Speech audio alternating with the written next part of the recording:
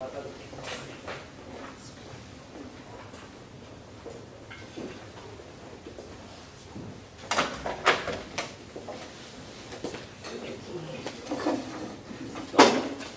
s'il vous plaît dire votre numéro d'équipe. 1 MKT 09. Alright. Donc, vous avez 15 minutes pour la présentation. Je vous montrerai le temps 7, 4, 2 minutes ainsi que 30 secondes restantes. Je ferai le décompte de 10 dernières secondes avec les doigts et j'afficherai sur mon carton indiquant enfin la fin de votre présentation. Une période d'une durée de 5 minutes chronométrée suivra. Après les 5 minutes, j'annoncerai la fin de celle-ci. Si vous êtes en train de répondre à une question, vous veillez brièvement conclure. Vous ne devez en aucun temps dévoiler la provenance de votre cégep sous peine de disqualification. À tous les observateurs, le silence vous sera demandé tout au long de la présentation et la période des questions. Si vous désirez applaudir, vous devez attendre à la fin de la période des questions. Vous ne devez en aucun temps dévoiler la provenance de l'équipe qui est présente. Aucune entrée ni sortie de la salle n'est permise durant la présentation ou la période des questions. Veuillez éteindre la sonnerie de vos téléphones. J'inviterai maintenant les juges à se présenter. Vous pourrez ensuite débuter la présentation. Bonjour, Marc-Claude Duviard, je suis au conseil de l'école de coopération. Bonjour, Francis Lévesque, gestionnaire de marque pour l'agence de communication Absolue. Bonjour, Geneviève Berlin, je travaille chez Absolue. Bonjour, Sandrine Bois, je suis créatrice de contenu chez Absolue. On peut y aller? Oui. Bon, ben, moi, c'est Christian. On vient de Stratégie X. Je suis avec mon collègue Manuel, Léane, puis on va vous présenter nos idées pour l'école Baseline. Juste, je tiens à vous dire que j'avais jamais vu des juges aussi beaux. On va passer avec l'école. Pour aujourd'hui, je vais commencer par les mandats, ensuite la problématique, analyse, objectif, clientèle cible, les stratégies qu'on va proposer pour justement les cas, puis budget échéancier, puis on va finir avec suivi, contrôle, puis petite conclusion. Alors, le mandat, c'est augmenter la visibilité des baselines tout en renforçant son positionnement sur les marchés. Puis la problématique, c'est la marque et ses services sont peu connus chez la clientèle cible. Alors, je laisse la parole. Ouais. Pour les forces de l'entreprise, c'est une grande expertise sur l'IA, donc les services qu'ils offrent. C'est une coopérative, donc il y a de l'équité entre les employés, donc chaque employé est investi dans l'entreprise personnellement. C'est aussi, ils offrent des services spécialisés pour les PME, donc chaque entreprise va offrir un service différent. Dans le fond, pour les faiblesses, il y a peu de notoriété. Puis, les ressources financières et humaines sont assez limitées. Pour les opportunités de l'entreprise, développement rapide de l'IA, donc si l'IA c'est quelque chose qui avance rapidement, il y a toujours des nouvelles nouveautés à utiliser. Le marché de l'IA est en croissance, donc justement, il y a toujours des nouveaux produits à offrir, des nouveaux services. Avec l'IA, c'est de possibilités infinies, donc on peut faire toutes sortes de choses avec. Il y a aussi le besoin avec clientèle en expansion. Donc, les entreprises ont de plus en plus besoin de nouveaux produits en rapport avec l'intelligence artificielle. Ouais. Pour ce qui est des menaces, il y a surtout de la résilience face à l'IA au niveau, à cause que justement aussi, il y a un manque de connaissances sur l'IA des clients. Donc, à cause de ce manque de connaissances-là, il y a plus une hésitation pour aller vers l'IA au niveau de la clientèle. Donc, les objectifs qu'on a établis, c'est d'augmenter la visibilité de l'entreprise d'ici 3 ans et augmenter la bande des clients d'entreprise de 10% dans les 3 ans. La clientèle cible, c'est donc des PME québécoises qui souhaitent embarquer dans l'intelligence artificielle, donc pas manquer d'opportunités technologiques, qui souhaitent toujours s'améliorer et se renouveler. Dans le fond, pour nos personas, on a l'entreprise A, c'est une clientèle cible, c'est un cabinet d'avocats à Montréal. Ça fait quand même plusieurs années que l'entreprise elle existe. Donc, elle a besoin de se renouveler au niveau de sa gestion. Puis, elle souhaite s'orienter vers la technologie pour justement tout ce qui est gestion.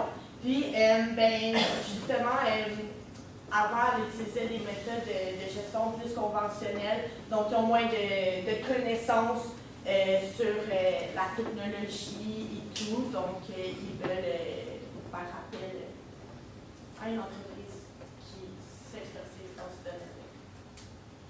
Pour ce qui est de l'entreprise B, une clientèle potentielle, il s'agit de la pétainerie qui à Saint-Jean-sur-Richelieu.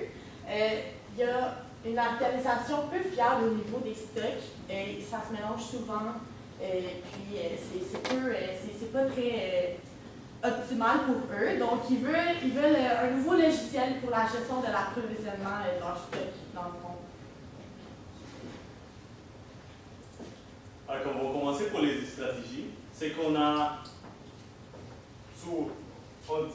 trouvé, selon nous, c'est faire des capsules de minimum de 2-3 minutes pour, surtout pour expliquer c'est quoi qu'on fait, c'est quoi nos domaines, pour justement combler tous les trous qu'il y a avec les clients qui ne connaissent pas vraiment c'est quoi qu'on fait.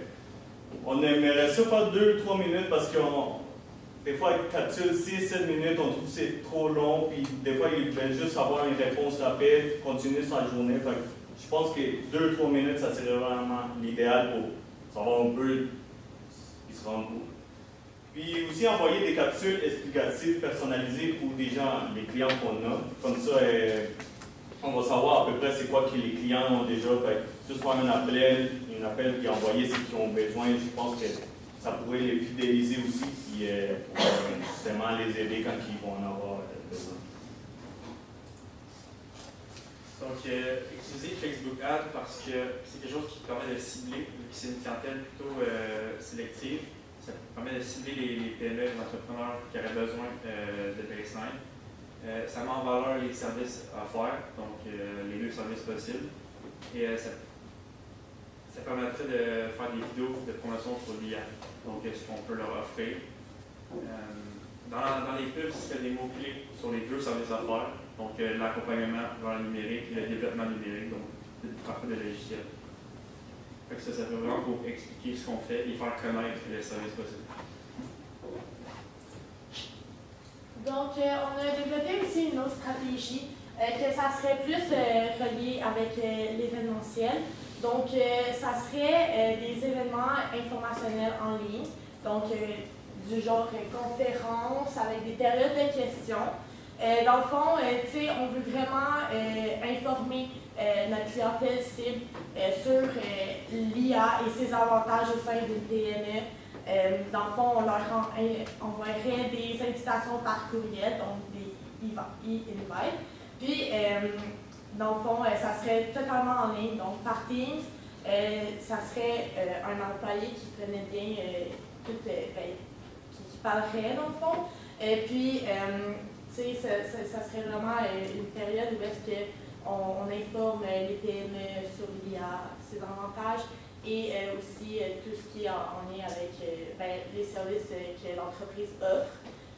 Puis, justement, en faisant ça, ça permet aussi des PME qui ne connaissent pas l'entreprise de poser des questions puis de s'intéresser davantage à l'entreprise. Puis, on ferait ça 3 fois par année, donc environ 4 mois.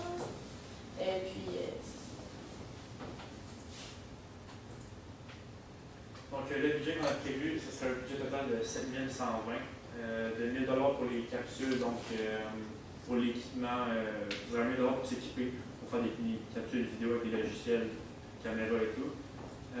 Pour 3 120, ce serait pour les Facebook Ads, donc payer pour les publicités. Et 3 000 pour les conventions, donc l'organisation et encore le matériel disponible. Ouais, puis dans le fond, c'est vraiment une estimation qu'on a faite. Dans le fond, je vous explique un peu le processus.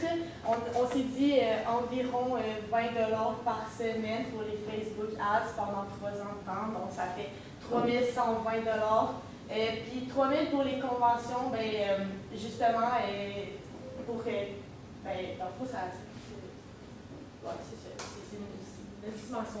Puis aussi pour les capsules, après qu'on aille acheter l'équipement justement pour filmer les capsules, ça va baisser, ça va pas être tout le temps 1000 $ vu que justement on a déjà l'équipement, ça va baisser le prix. C'est juste une estimation.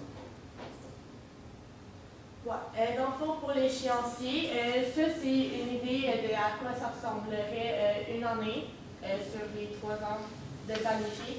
Dans le fond, en janvier, février, il y aurait un événement, donc où est-ce qu'on informerait les entreprises. Il y en aurait au milieu de l'année, donc juin, juillet. Puis finalement, en novembre, décembre, à la fin de l'année, il y en aurait une autre.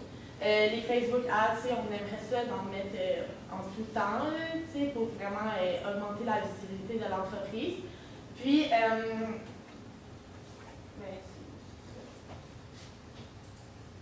oh oui, puis aussi, j'ai oublié, là, mais pour les chantiers aussi, là, on aimerait ça, les capsules vidéo, là, que ça soit environ une fois par semaine, d'en mettre au moins hebdomadairement pour vraiment garder les abonnés, pour pas qu'ils se désabonnent, puis se garder à jour dans les formations, parce que c'est un marché qui se développe vraiment rapidement. Donc, pour le suivi des stratégies, à chaque fin de conférence, on pourrait envoyer un sondage en ligne pour évaluer leur appréciation et s'il y aurait d'autres questions possiblement, et leur intérêt potentiel. Sinon, pour les capsules vidéo, c'est plutôt simple de suivre avec les nombres de vues et les likes et l'augmentation. Sinon, pour les Facebook Ads, ça va être avec les clics et les visites qui comptent. Et sinon, si on voit que ça ne marche pas ou qu'il y en a besoin de plus, on pourrait augmenter le nombre d'ads et donc investir plus d'argent si ça marche. Alors pour la conclusion, on a vu qu'on a proposé les capsules pour fidéliser les clients. Aussi les conférences en ligne pour se démarquer l'entreprise justement et la marque. Puis Facebook Ads pour augmenter la visibilité finale. Merci pour